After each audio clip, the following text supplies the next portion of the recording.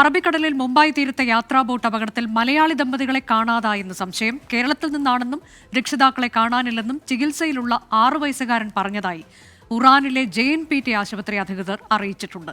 ദുരന്തത്തിൽ കാണാതായവർക്കായുള്ള തിരച്ചിൽ തുടരുകയാണ്. ശ്രീനാഥ് ചന്ദ്രൻ വിശദാംശങ്ങളുമായി. ശ്രീനാഥ്, ഇന്നലെയാണ് ഈ അപകടമുണ്ടായത്. കുട്ടിയുടെ മാതാപിതാക്കളെക്കുറിച്ച് എന്തെങ്കിലും വിവരം ലഭിച്ചോ? അനുജ, ഏറ്റവും ഒടുവിൽ അത്തരം ചില സൂചനകൾ നമുക്ക് ലഭിക്കുന്നുണ്ട്. ഔദ്യോഗികമായി അതൊന്ന് സ്ഥിരീകരിച്ച് കിട്ടാൻ വേണ്ടിയുള്ള ഒരു കാത്തിരിപ്പ് മാത്രമാണ്.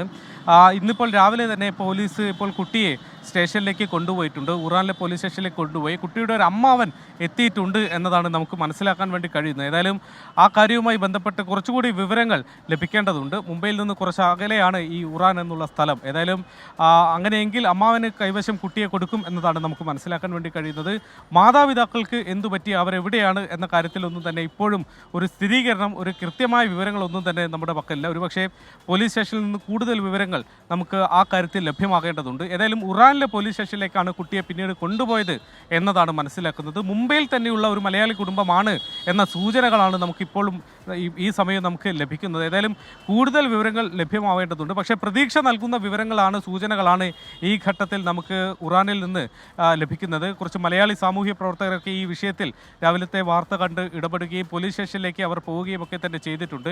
അങ്ങനെ കുറച്ചുപേർ അവിടെയുണ്ട്. ഈ രാത്രി ഷിഫ്റ്റ് കഴിഞ്ഞ് പോലീസുകാർ മാറി പുതിയ ആളുകൾ വന്നിരിക്കുകയാണ്. അതുകൊണ്ട് അവർക്ക് ഈ കൂടുതൽ വിവരങ്ങളൊക്കെ അവരിൽ നിന്ന് കുറിച്ച് ചോദിച്ചറിയേണ്ടതുണ്ട്. അതിനുള്ള ഒരു കാത്തിരിപ്പ് മാത്രമാണ്. അങ്ങനെയെങ്കിൽ ഏതാനും നിമിഷങ്ങൾക്കകം തന്നെ കുറച്ച് വ്യക്തമായ ചിത്രം ഇതുമായി ബന്ധപ്പെട്ട് നൽകാൻ വേണ്ടി കഴിയും. ഏതായാലും ഈ അപകടവുമായി ബന്ധപ്പെട്ട് ഇപ്പോഴും തെരച്ചിൽ കടലിൽ നടക്കുന്നുണ്ട്. ഇനിയും കണ്ടെത്താൻ ആളുകളുണ്ട് എന്നതാണ് നേവി പറയുന്നത്.